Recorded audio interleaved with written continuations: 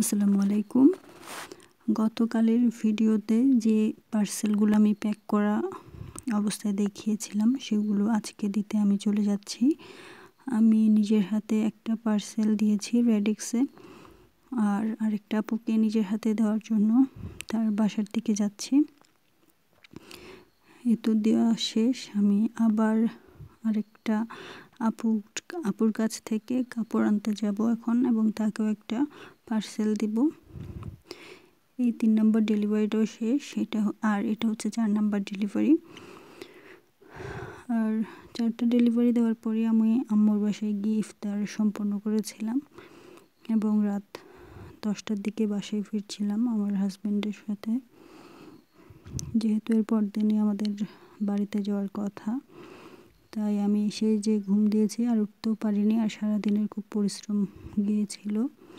আর এটা হচ্ছে এরপর দিনের ভিডিও, অর্থাৎ 17 তারিখের ভিডিও। আমাদের লাগেজ রেডি এবং আমরা বাসা থেকে বের হচ্ছি। বাসা থেকে বের হওয়ার সময় দুপুর মেবি আড়াইটা ছিল। বাসা থেকে বের হওয়ার সময় আমরা মার্সা করে যাচ্ছিলাম। আর এটা হচ্ছে টিকিট আমাদের। অবশেষে 3:35-এর গাড়ি পেয়েছি। খুব একটা কিন্তু ভিড় ছিল না মানুষের, বেশ ভালোভাবেই পৌঁছাতে পেরেছি। আর মার্সাতে প্রথম আমি ইফতারের সময়, মানে যাত্রাপথে ইফতার হবে এমন অবস্থায় যাচ্ছি। তো মার্সাতে আমাদেরকে দুজনকে 2টা ইফতারের প্যাকেট দেওয়া হয়েছিল। এই তো আর 10 থেকে 15 মিনিটের মধ্যেই আমরা চকরিয়া নামবো।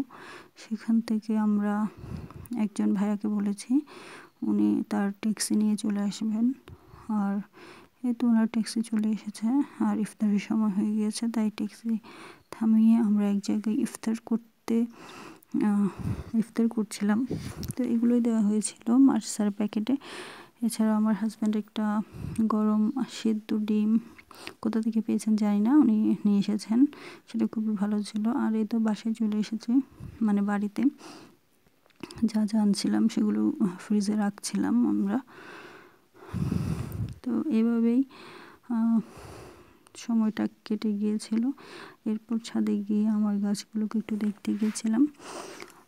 অনেক রোদের মধ্যেও কিন্তু বেশ ভালোই ফুল দেখা যাচ্ছে। বৃষ্টি যখন শুরু হবে আরও বেশি ফুল দেখা যাবে, অনেক বেশি ফুল ফুটবে বৃষ্টি পড়লেই ইনশাল্লাহ। এই তো এরই সাথে আরেকটা ক্লান্তিকর দিনের পরিসমাপ্তি ঘটলো, আলহামদুলিল্লাহ।